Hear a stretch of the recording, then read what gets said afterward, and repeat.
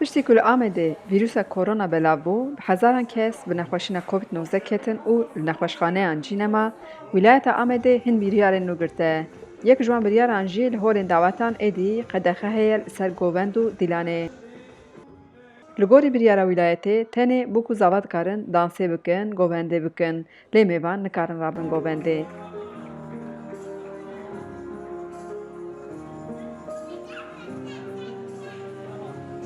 Berdevkê xwediyê holên dawetan ên Amedê Murat Qacar dibêje li Amedê ji heşteyî zêdetir holên dawetan heye. Dawet bê govend nabe û wiha behsa zehmetiya û cîanîna vê biryarê dike. Biryarên ji bo kafe restoranta baş bû.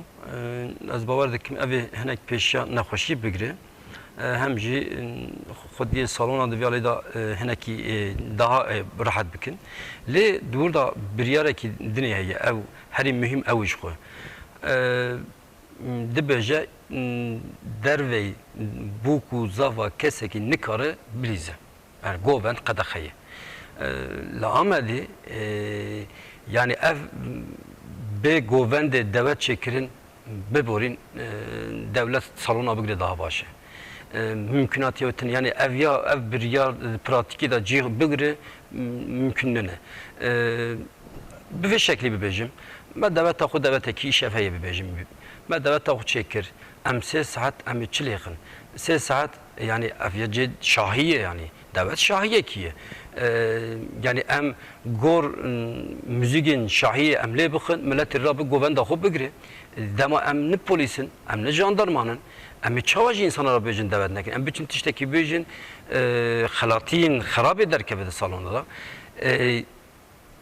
Viyalî da jî devlet viya fehm nake. Yani bê devlet, bê govend mümkün ninin devlet li Amedê çê bibe. Xwediyê hola avayê jî bertek nîşanê vê biryarê de û dibê ciyê vê biryarê de hola bigirin baştir e. Şetnameya ava digun saloniye. Di pandemiyê da salonê qapalî ciyê mîna me gelek mağdur bûn. Ji ber vê mağduriyetê derva da ciyê açık alan dibên.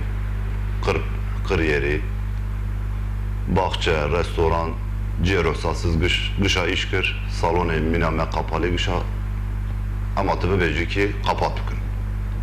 Yani qapalî ba daha çêtir bû. û mağduriyet ki mezin li ortê de heye, em dixwazin ki vê mağduriyetê rabin.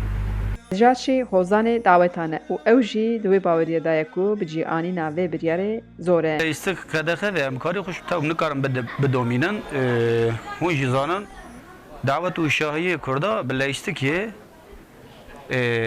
divê. Leyîstik dawet û şahiyê Kurda da leyîstik tirevin ez nebawerim kes şahiyê xwe dawetê xwe bikin. Taybetî dawetê skê Amedê daha pirêvî bi şahî û bi leyîstika dibin.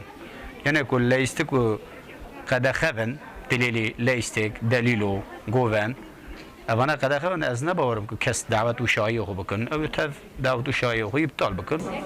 Ve o anaki jmera yanlış yani ka örf adete me bera qas nabe tabii ki u kasere evli da yasa mani ani de ortaya da yasa vani jmera ingi yanlış de gel ki akino ne var. Gel vê biryarê li Amedê govend û dîlan kêm nabin, dema reqs û govendê jî korona bi bîra kesî nayê. Xecî Can Farqîn, Dengê Amerîka, Amed.